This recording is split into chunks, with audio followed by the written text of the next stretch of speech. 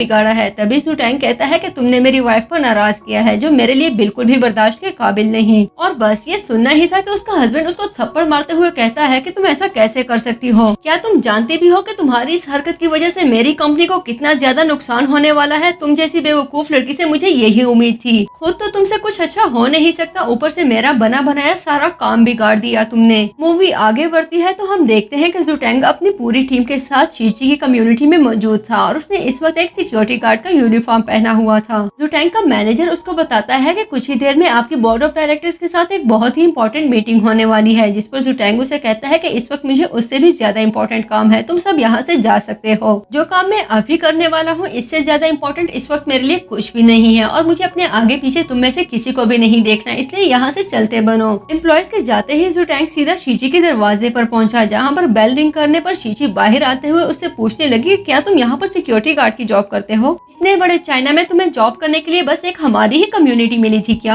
और अगर जॉब कर भी रहे हो तो मेरे दरवाजे पर क्यों आए हो? मैं तुम्हारी शक्ल भी नहीं देखना चाहती। तभी जुटैंग कहता है कि एक्चुअली मैं तुम्हें तुम्हारा कुरियर देने आया था। कुरियर लेने के बाद शीची अंदर जाती, इससे पहले ही जुटैंग का नाटक शुरू हो चुका था और वो उससे कहने लगा कि एक्चुअली बाहर बहुत तेज हवा चल रही है, जबकि मेरे सर में बहुत ज्यादा दर्द है, क्या मैं कुछ देर के लिए तुम्हारे घर में रेस्ट कर सकता हूँ? तभी शीची उसको संभालते हुए अपने घर के अंदर ले गई। जुटैंग की तो जैसे मन की मुराद ही पूरी हो गई थी। शीची यान से कहने लगी कि तुम इसे गिलास में पानी दो, मैं इसके लिए ऊपर से मेडिसिन लेकर आती हूँ। जबकि शीची के जाने के बाद जॉन अपना कार्ड जुटैंग को देते हुए उसे कहने लगा कि देखो मैं तुम्हारे इरादे बहुत अच्छे से जानता हूँ, मेरा कार्ड रखो, तुम्हें जितनी अमाउंट चाहिए इसमें से ले लो, लेकिन मेरी मॉम का पीछा छोड़ दो। एक निकट्ठू बॉयफ्रेंड की वजह से मेरी मॉम की जिंदगी अजाब बन चुकी थी। मैंने बहुत मुश्किलों से उनको स्टेबल किया है, उनको लग्जरी घर दिया, लग्जरी कार दी ताकि उनकी जिंदगी में सुकून आ सके। अब मैं बिल्कुल भी नहीं चाहता कि वो दोबारा से एक सिक्योरिटी गार्ड के साथ स्ट्रगल करती रहे, इसलिए तुम उनका पीछा छोड़ दो। मैंने उनको बहुत नासों से पाला पोसा है और तुम्हें वार्न कर रहा हूँ कि उनसे दूर रहो, वरना तुम्हारे लिए बिल्कुल भी अच्छा नहीं होगा। तभी जुटैंग पूछता है कि क्या ये घर तुमने उनको लेकर दिया है? जिस पर वो कहता है कि हाँ। अगर तुम्हें ये उम्मीद है कि वो सिंगल है इसलिए तुम्हारा चांस लग सकता है तो तुम्हारी ये गलतफहमी भी दूर करते हुए तुम्हें बता देता हूँ कि मैंने उनके लिए एक बहुत ही जबरदस्त लड़का देखा है, जो कि बहुत हैंडसम भी है। क्योंकि उनको तुम्हारे जैसे बीच रास्ते में छोड़ने वाला बॉयफ्रेंड नहीं बल्कि एक बहुत ही जबरदस्त पार्टनर की जरूरत है, जो मैं उनके लिए खुद ढूंढ चुका हूँ। तुम्हें एक दफा फिर कहता हूँ कि मेरी मॉम और उनके फ्यूचर बॉयफ्रेंड के बीच में आने की गलती बिल्कुल भी मत करना, वरना तुम्हें इसकी बहुत भारी रकम चुकानी पड़ेगी। नेक्स्ट सीन में शीची और यॉन उस लड़के को विजिट करने के लिए पहुंच चुके थे, जो कि उनके एक्सपेक्टेशन के बिल्कुल ऑपोजिट था। कभी यॉन कभी उस लड़के को देखता और कभी अपने हाथ में मौजूद उस लड़के की पिक्चर को, और मुंह ही मुंह में बड़बड़ाने लगा कि तुम दोनों में जितना फर्क है मुझे समझ नहीं आ रही कि क्या कहूँ। जिस पर वो लड़का उसे कहता है कि हेलो मिस्टर, ज्यादा भाव खाने की कोई जरूरत नहीं है, तुम्हारी मॉम एक सेकंड हैंड औरत है जिसका पहले ही पता नहीं कितनों के साथ अफेयर रह चुका है, और ऊपर से देखो बाय वन गेट वन की ऑफर चल रही है, साथ में बच्चा फ्री का मिल रहा है। शीची उसे कहती है कि अपनी बकवास बंद करो, मेरे बेटे के सामने कुछ भी मत कहना। तभी वो लड़का कहने लगा कि हेलो, तुम ये मत भूलना कि तुमने मुझे खुद अप्रोच किया था, मैंने तुम्हें प्रपोज नहीं किया। शीची उसे एक दफा फिर अपने हद में रहने के लिए कहती है। तभी उस लड़के को गुस्सा आ गया और वो कहने लगा कि तुम तो मेरा दिमाग खराब कर रही हो, दिल तो करता है कि तुम्हारे मुंह पे एक थप्पड़ लगाऊं। वो हाथ उठाता इससे पहले ही जुटैंग वहाँ पर पहुँच चुका था, जो उस लड़के को वहाँ से भगाते हुए कहता है कि तुम उसको नहीं बल्कि मुझे तुम्हें मारने की जरूरत है। तभी वो लड़का भाग गया, जिस पर यॉन कहता है कि मेरे डैड इतने भी बुरे नहीं जितना मैं उन्हें समझता था। जुटैंग की हेल्प के लिए शीची उसको थैंक्स कहने लगी। तभी वो कहने लगा कि इतने बड़े रेस्टोरेंट में मुलाकात हो ही गई है तो क्या सिर्फ थैंक्स पे तड़खाओगी, एटलीस्ट कुछ खिला ही दो। इतने में वहाँ पर शीची की कजन अपने बॉयफ्रेंड के साथ पहुँच चुकी थी, जो शीची को देखते ही उसके पास आ गई और कहने लगी कि जरा इसे देखो, पैसा आ भी गया तो क्या हुआ, इसके साथ कोई भी आने के लिए तैयार नहीं। देखो इतने बड़े रेस्टोरेंट में बैठी भी किसके साथ है, एक सिक्योरिटी गार्ड के साथ। बिल भी यकीनन तुम्हें खुद ही पे करना पड़ेगा, क्योंकि तुम्हारी बॉयफ्रेंड की तो इतनी औकात ही नहीं कि इतने बड़े रेस्टोरेंट का बिल पे कर सके। तभी उनको यॉन बताता है कि ऐसा कुछ भी नहीं है, मेरे फादर बहुत ज्यादा अमीर हैं। जिस पर शीची की कजन लू यॉन से कहने लगी कि हाँ तुम्हारे फादर बहुत ज्यादा वेल्दी हैं, लेकिन सिर्फ तुम्हारे ख्वाबों में, लेकिन इसमें तुम्हारी कोई गलती नहीं। जो हरकतें तुम्हारी मॉम ने की है उसके बाद कोई इसको मुंह क्यों लगाएगा। ऑब्वियसली इसके साथ कोई सिक्योरिटी गार्ड ही रिलेशनशिप रखना चाहेगा, क्योंकि जो कारनामे इसने किए हैं वो सारा जमाना जानता है, और एक बच्चे की माँ को कोई मुंह क्यों लगाने वाला है भला।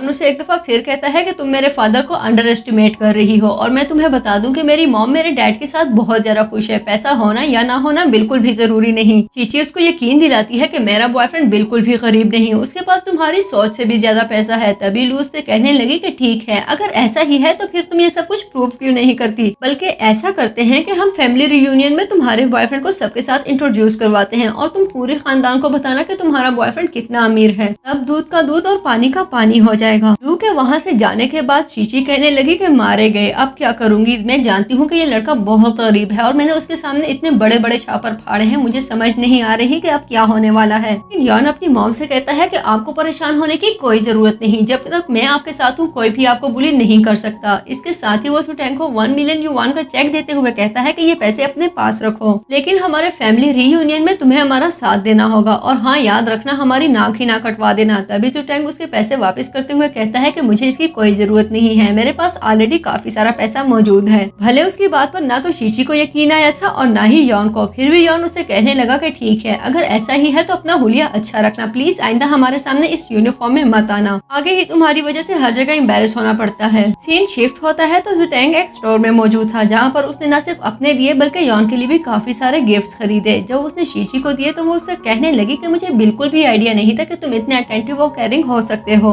इनफैक्ट जिंदगी के जिस फेस में तुमने मुझे छोड़ा था मेरा तो मर्दों से दिल ही भर गया है। इसके जवाब में सुटैंग उसे कहता है कि मुझे अपने किए का बहुत अच्छे से एहसास है। इनफैक्ट अगर मुझे पता होता कि मैं एक बच्चे का बाप बन चुका हूँ तो मैं बहुत पहले इनके पास जरूर आता। लेकिन मैं तुम्हें यकीन दिलाता हूँ कि मेरी तरफ से तुम दोनों के साथ जो ज्यादती हुई मैं उसकी कॉम्पनसेशन करना चाहता हूँ और मैं कभी भी अपनी की हुई गलती दोबारा नहीं दोहराऊंगा। मैं तुम्हें इतना प्यार दूंगा कि तुम अपना पास्ट भूल जाओगे। फ्रैंक की इन बातों से शीशी को काफी सेटिस्फेक्शन हुई, तभी वो उसको खुशी खुशी अपने परिवार में वेलकम करती है। शीशी के जुटैंग के करीब होने पर जुटैंग भी उसकी आंखों की गहराइयों में खो चुका था, लेकिन यॉन उसको जल्द ही दुनिया में वापस लाते हुए कहने लगा कि अपनी आइडेंटिटी भूलने की कोई जरूरत नहीं है, अपनी एक्टिंग की स्किल्स कल यूटिलाइज करना, यहाँ पर अपना टैलेंट जाया करने की कोई जरूरत नहीं है तुम्हें। सीन शिफ्ट होता है तो फैमिली गैदरिंग शुरू हो चुकी थी, तभी उसके रिलेटिव्स उसको डिस्कस करते हुए कहने लगे कि देखो जरा शीशी की तो हिम्मत ही नहीं बनी यहाँ पर आने की और कल इतनी बड़ी बड़ी बातें कह रही थी कि मैं तुम्हें क्या बताऊं। मुझे तो ऐसा लगता है जैसे उसकी हिम्मत ही नहीं बनी हम सबको फेस करने की, शायद उसको अपने किए पर अभी तक गिल्ट फील हो रहा है। इतने में शीशी की एक धमाकेदार एंट्री होती है जो सुटैंग और यॉन के साथ वहाँ पर मौजूद थी। तभी अपने रिलेटिव से कहने लगी कि मैंने आप सबको यहाँ पर आकर डिसअपॉइंट किया, इसके लिए मैं सॉरी करती हूँ। मेरा मोरल अभी तक इतना डाउन नहीं हुआ कि आप सबको फेस ही ना कर सकूं और जहाँ तक कॉन्फिडेंस की बात है तो वो मुझ में कभी भी कम नहीं होने वाला। जबकि शीशी को देखकर उसके रिलेटिव्स डिस्कस करने लगे कि ये सब एक साथ कितने अच्छे लग रहे हैं, इनका परिवार बहुत ही खूबसूरत है। शीशी यॉन और सुटैंग को इंट्रोड्यूस करवाती है, तभी उसके रिलेटिव्स उससे पूछने लगे कि तुम दोनों ने एक दूसरे को दोबारा कैसे ढूंढ लिया। तभी यॉन उसको बताता है कि एक्चुअली मेरे डैड मेरी मॉम से बहुत ज्यादा प्यार करते हैं, मेरी मॉम का मन जीतने के लिए मेरे डैड ने क्या क्या पापड़ नहीं भेले, इसलिए बिलाखिर मेरी मॉम को राजी होना ही पड़ा और आज देखो वो दोनों एक साथ कितने खुश हैं। मेरे डैड के पास बहुत सारा पैसा है जो वो पानी की तरह मेरी मॉम पर बहाते हैं, तो इसके बाद तो मेरी मॉम ने अपना दिल हारना ही था।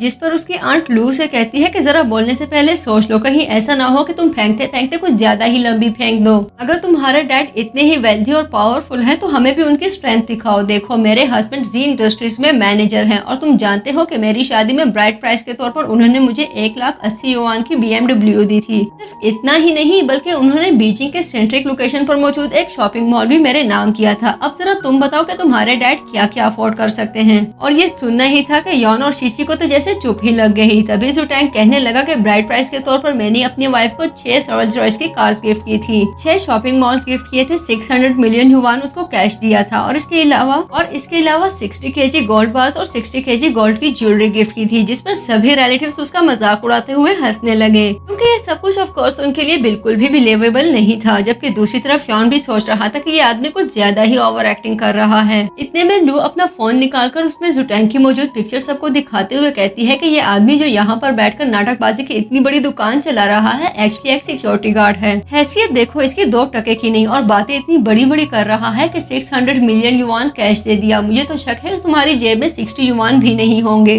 उस पिक्चर को देखकर सभी रिलेटिव जुटैंग को लेकर बहुत ज्यादा बातें बना रहे थे और ये सब कुछ यॉन और शीशी के लिए बिल्कुल भी एक्सपेक्टेड नहीं था। तभी जुटैंग लू से कहता है कि अगर मैं 600 मिलियन युआन कैश को प्रूव कर दूं और सारे गिफ्ट तुम्हारे सामने रख दूं तो उसके बाद तुम क्या करोगे। जिस पर वो कहने लगी कि अगर तुमने वाकई ऐसा कर दिया तो मैं झुककर तुमसे माफी मांगने के लिए भी तैयार हूँ। जुटैंग के इस क्लेम पर शीशी और यॉन अपना सर पीटते रह गए क्योंकि वो दोनों ही जानते थे कि बहुत जल्द उनका सच बेनकाब होने वाला है। लेकिन जुटैंग की एक छुटकी बजाते ही उसका पूरा स्टाफ वहाँ पर मौजूद था, जिनके हाथों में न सिर्फ गोल्ड की ज्वेलरी बल्कि गोल्ड की बार, 600 मिलियन युआन कैश और 6 रोल्स रॉयस की कार कीज भी मौजूद थी। तभी रिलेटिव एक दफा फिर बातें मनाने लगे कि ये सब कुछ असली होना बिल्कुल इम्पॉसिबल है। कोई नया ड्रामा क्रिएट होता इससे पहले ही लू के हस्बैंड की नजर सुटैंग के मैनेजर पर पड़ चुकी थी। तभी वो झुकते हुए उसे सलाम करते हुए पूछने लगा कि आप यहाँ पर क्या कर रहे हैं। मैं जानता हूँ आप जी इंडस्ट्रीज में सेकंड हाईएस्ट कमांड पर है। आपकी कंपनी के साथ हमारी कंपनी की जो डील हुई है उसकी वजह से मेरे बॉस बहुत ज्यादा खुश हैं। लेकिन मैनेजर उसको झड़कते हुए कहने लगा कि जो हरकतें तुम यहाँ पर कर रहे हो उस डील को तो तुम कैंसिल ही समझो। जिस पर लू कहती है कि तुम्हें क्या लगता है कि ये नकली सोना लेकर तुम यहाँ पर हम सबके ऊपर अपनी धाक बिठा दोगे? तो ऐसा कुछ भी नहीं है। तुम होते कौन हो अपनी डील कैंसिल करने वाले? तुम्हारा झूठ ज्यादा नहीं चलने वाला। इतने में सुटैंग कहता है कि तुम्हारे हस्बैंड की जॉब जाने वाली है, इसलिए बहुत अच्छा होगा कि तुम कुछ बैक स्टेप ले लो। और ये सुनते ही लू के हस्बैंड उसके मुंह पे थप्पड़ मारते हुए कहते हैं कि तुम्हारी वजह से मेरा सारा प्लान खराब हो गया। तुम जानती भी हो कि मुझे कितना नुकसान हुआ है। अगर मेरी जॉब चली गई तो तुम्हारे लिए अच्छा नहीं होगा। कि दूसरी तरफ सुटैंग शीशी से कहने लगा कि मैं जानता हूँ मैंने तुम्हारा दिल बहुत बुरी तरह से तोड़ा है। मुझे इस तरह से तुम्हें छोड़कर नहीं जाना चाहिए था। यकीन मानो मैं अपने किए पर बहुत शर्मिंदा हूँ। मैं दोबारा से अपनी लाइफ तुम्हारे साथ स्टार्ट करना चाहता हूँ। मैं तुम्हें यकीन दिलाता हूँ कि मैं कभी तुम्हें अकेला नहीं छोड़ूंगा। प्लीज मुझे माफ कर दो, मुझे एक और चांस दे दो। जिस पर शीची यॉन से पूछती है कि तुम्हें क्या लगता है, क्या तुम्हें लगता है कि मुझे इसको एक और चांस देना चाहिए? ये कॉम्पनसेट कर सकता है? तभी यॉन उसको हक करते हुए कहता है कि हाँ ये बिल्कुल एक्सेप्टेबल है। सीन शिफ्ट होता है तो हम इस वक्त सुटैंग को अपने मैनेजर के साथ देखते हैं जो ऑफिस के बाहर R&D के बॉस का इंतजार कर रहा था। तभी मैनेजर उसे कहता है कि इतनी इंपॉर्टेंट पर्सनैलिटी आ रही है लेकिन आपकी वाइफ अभी तक नहीं पहुंची।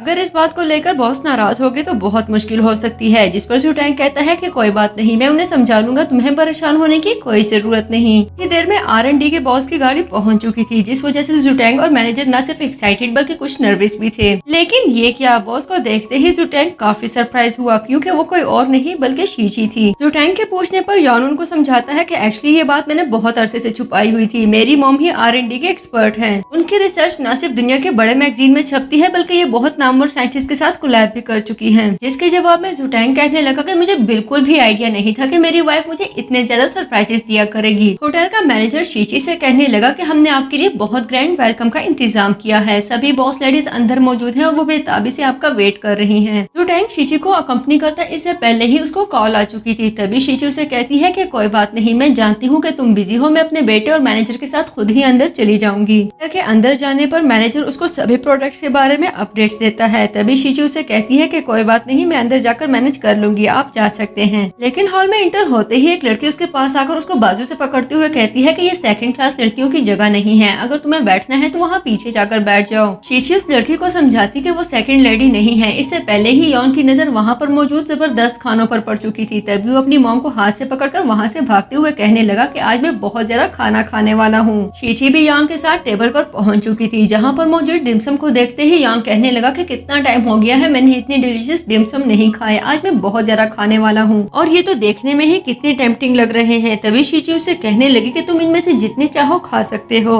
जबकि पीछे बैठी लेडीज जो ये सब कुछ देख रही थी इस बात को डिस्कस करने लगी कि इस इवेंट का स्टैंडर्ड बहुत लो है, जो इतने लो स्टैंडर्ड लोगों को यहाँ पर आने की परमिशन मिल गई है। जरा इनके पहने हुए कपड़ों को तो देखो, मुझे पक्का यकीन है कि ये $50 से भी ज्यादा सस्ते होंगे और हम जैसे बेवकूफ यहाँ पर आने के लिए $1000 तक के ड्रेसेस पहन कर आ जाते हैं। क्या हम ये सब इसलिए करते हैं कि यहाँ पर आकर हमें इस तरह के लो क्लास लोगों के साथ इंटरेक्ट करना पड़े? इस सब के दौरान फोटोग्राफर उन सब बॉस लेडीज को फोटो के लिए स्टेज पर आने के लिए कहते हैं जहाँ पर सभी लेडीज के साथ शीची भी पहुँच चुकी थी। शीची को इस तरह से अपने बीच में देखकर एक लेडी उसको कहने लगी कि हम सब सिंगल हैं और इंडिपेंडेंट भी, हम में से कोई भी मदर फिगर नहीं है। मुझे नहीं लगता कि तुम यहाँ पर खड़े होने के काबिल हो, इसलिए अच्छा होगा कि यहाँ पर खड़े होकर हमारी पिक्चर खराब करने के बजाय तुम जाकर वहाँ पर पीछे बैठ जाओ जिसके तुम काबिल हो। पिक्चर क्लिक करने के बाद फोटोग्राफर सभी बॉस लेडीज को बताता है कि मैंने पिक्चर वीचैट के ग्रुप में सेंड कर दी है, तुम सब उसको रिसीव कर सकते हो। यॉन जब ग्रुप में वो पिक्चर देखता है तो उसको पता चलता है कि उस पिक्चर में वो और उसकी मॉम तो मौजूद ही नहीं है। तभी शीची उस लेडी से पूछती है कि तुम लोगों ने मुझे क्रॉप क्यों किया है? जिस पर वो लेडी उसे कहती है तुम शायद जानती नहीं लेकिन मैं तुम्हें बता दूं कि यहाँ पर मौजूद सभी लेडीज हमारी इंडस्ट्री की सेलिब्रिटीज हैं और बॉस लेडीज हैं। तुम जैसी बहन जी टाइप लड़की हमारी पिक्चर को खराब कर रही है, मुझे बिल्कुल भी अच्छा ना लगता है, इसलिए मैंने तुम्हें क्रॉप करवा दिया। और वैसे भी जिस तरह का बैग तुम्हारे हाथों में मौजूद है, मुझे डर है कि इसकी वजह से हम सब लेडीज का इंप्रेशन खराब हो सकता था, इसलिए अच्छा ही हुआ कि तुम पिक्चर में मौजूद ही नहीं हो। और हमें देखो, हमारे पहना हुआ एक एक आइटम ब्रांडेड है जिसकी कीमत मिलियंस ऑफ युआन में है, लेकिन तुम्हारी तरह की लोकल चीजें पहनना हम बिल्कुल भी पसंद नहीं करते। उस लेडी के कहने पर उसके हेल्पर्स वो बैग लेकर आते हैं जो उसने सभी बॉस लेडीज के लिए बनवाए थे और शीची से कहने लगी कि मुझे पक्का यकीन है कि इस क्वालिटी के बैग बैग्स तुमने कभी नहीं देखे होंगे और ना ही यहाँ पर आते हुए तुमने किसी लेडी को कोई हैंड गिफ्ट देने का सोचा होगा। जिस पर शीशी कहती है कि तुम्हारी ये गलतफहमी मैं अभी के अभी दूर कर देती हूँ। शीशी बताती है कि एक अच्छी खासी रिसर्च के बाद मैंने कुछ प्रोडक्ट्स को लॉन्च किया है जो हमारे स्किन के लिए बहुत अच्छी होंगी। जिस पर वो लेडी शीशी से कहने लगी कि तुम्हें क्या लगता है कि तुम इस तरह से लंबी लंबी बातें कर हमारी आंखों में धूल झोंक सकती हो? तो ऐसा कुछ भी नहीं है। अपने जिस कारनामे पर तुम फख्र कर रही हो मैं तुम्हें बता दूं कि ये एक वर्ल्ड